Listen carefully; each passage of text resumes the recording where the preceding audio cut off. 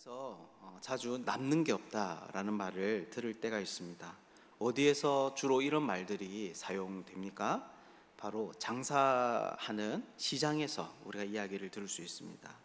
특히 우리는 물건을 살 때 흥정이라는 것을 하게 됩니다.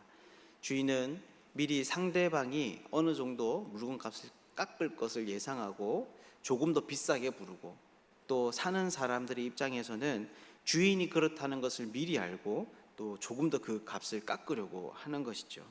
그런데 판매자의 생각보다 구입자의 할인에 대한 요구가 더 많아질 때 여러분 어떻게 이야기를 합니까? 바로 남는 것이 없다라고 이야기를 합니다.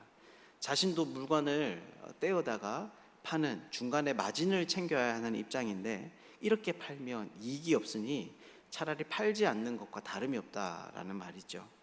그런데 이런 것은 단지 물질적인 것에만 국한되지 않고, 우리가 인생을 우리가 쌓아온 인생의 것들을 돌아보게 될 때, 그리고 그것이 무의미하게 느껴질 때에도 사용될 수 있습니다. 한껏 인생을 열심히 살았는데 결국 아무것도 남는 것이 없다라고 하는 것을 발견하게 되는 거죠. 특히 사람들은 죽음을 생각할 때 이것을 선명하게 깨닫게 되는 것 같습니다. 불치의 병에 걸려 침상에 누워 있으면서 이 세상을 그토록 열심히 모으며 살았던 재물들과 수고로 섬겼던 자녀들까지 끝내 최후의 순간에도 자기와 함께 할 수 없다는 것을 알게 되는 거죠. 그래서 불교에서는 공수래, 공수거라는 말을 통해서 이 땅을 살아가는 사람들로 하여금 현생에 대한 집착을 버리도록 도전합니다. 인생은 빈손으로 왔다가 빈손으로 돌아가는 것이기 때문에 현재 자신의 소유나 관계에 너무 많은 힘을 쏟지 말라라고 하는 거죠. 하지만 이런 가르침은 성경과는 분명히 다른 점이 있습니다. 성경에서는 이 땅의 모든 우리의 삶이 결국 허무하게 끝나는 것은 아니라고 이야기를 합니다. 물론 그 중에 어떤 것은 사라지는 것들이 있지만, 어떤 것은 우리 인생 가운데 죽음 이후에도 영원한 것이죠. 그리고 이것은 오늘 본문에서도 우리가 볼 수 있는 것들입니다. 우리는 어제부터 여호와의 날에 대한 주제를 다루고 있는데요, 이 여호와의 날에 불리는 심판에도 분명히 심판을 통하여서 사라지는 것이 있지만, 또한 이 최후의 심판 이후에 반드시 남는 것이 있다라고 가르치는 거죠. 그렇다면 여러분, 그것이 무엇일까요? 온 세상이 만일 하나님의 심판에 대해서 무엇이 남고 또 무엇이 사라지는 것일까요? 오늘은 이것에 대해서 함께 말씀을 통해서 교훈을 얻고자 합니다. 먼저 오늘 본문의 12절에서 15절에 나오는 이야기를 살펴보면 하나님의 심판이 이 땅에 임하는 그 장면을 자세하게 묘사하고 있습니다. 그래서 12절을 보면 이렇게 이야기를 합니다. 예루살렘을 친 모든 백성에게 여호와께서 내리실 재앙은 이러하니 곧 섰을 때에 그들의 살이 썩으며 그들의 눈동자가 눈구멍에서 썩으며 그들의 혀가 입속에서 썩을 것이요. 여기에 보면 그날에 일어날 일들을 무시무시한 표현을 가지고 묘사를 하는데요, 바로 살과 눈동자와 혀가 썩게 된다라는 것입니다. 그렇게 화려하고 아름다운 세상이 완전히 붕괴되는 것을 보여주고 있습니다. 그리고 13절은 그것이 어떻게 이루어지는지를 보여주는데요, 이렇게 이야기를 합니다. 그날에 여호와께서 그들을 크게 요란하게 하시리니 피차 손으로 붙잡으며 피차 손을 들어 칠 것이며. 아멘. 네, 여기에 보면 이 일들이 어떻게 일어납니까? 하나님께서 그 이방 나라들로 하여금 서로가 서로를 치도록 하게 하는 거죠.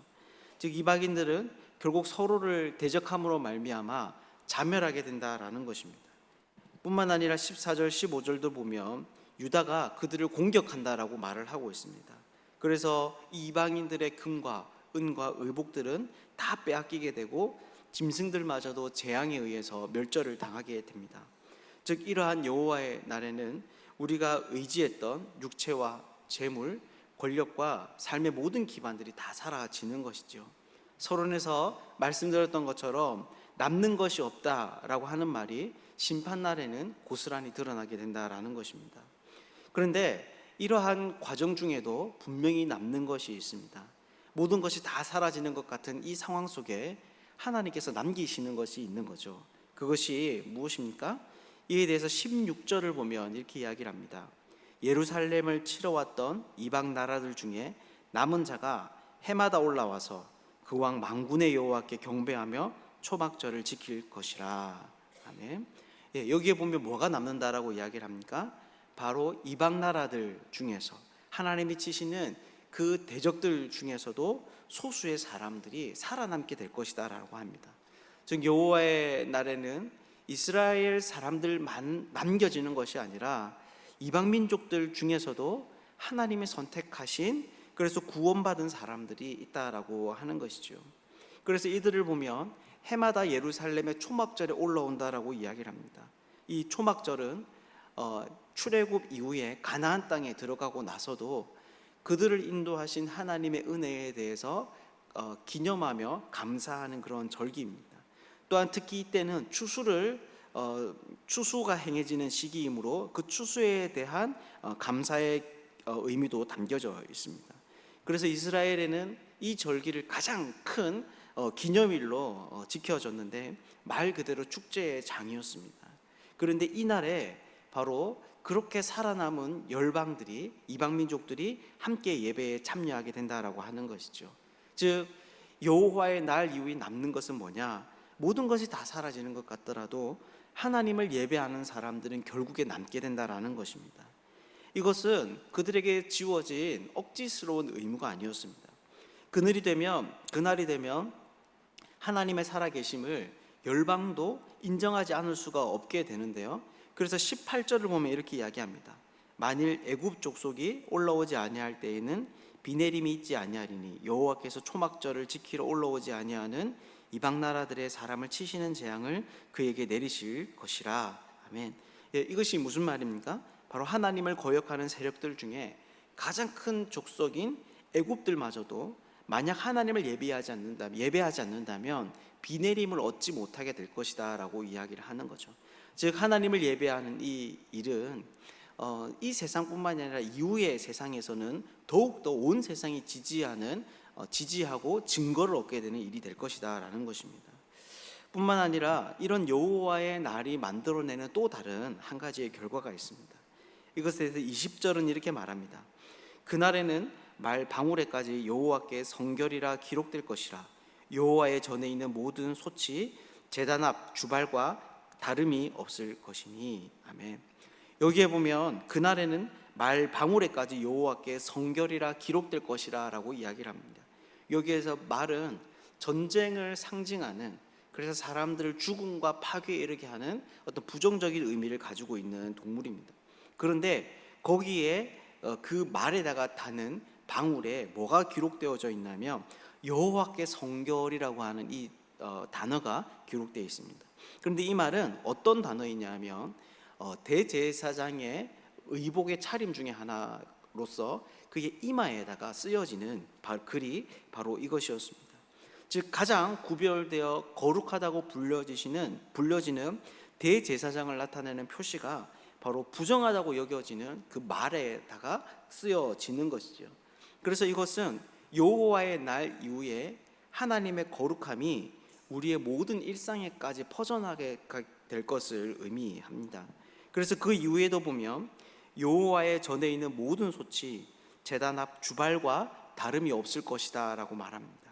일반적으로 사용되는 솥은 음식을 끓이거나 고기를 삶는 용도로 사용되었고 성전에서 역시나 고기를 삶아 제사장이나 제물을 드린 사람들이 먹을 때에 이 솥이 사용되었습니다. 반면에 주발은 희생제사에 사용되던 성전 기구였습니다.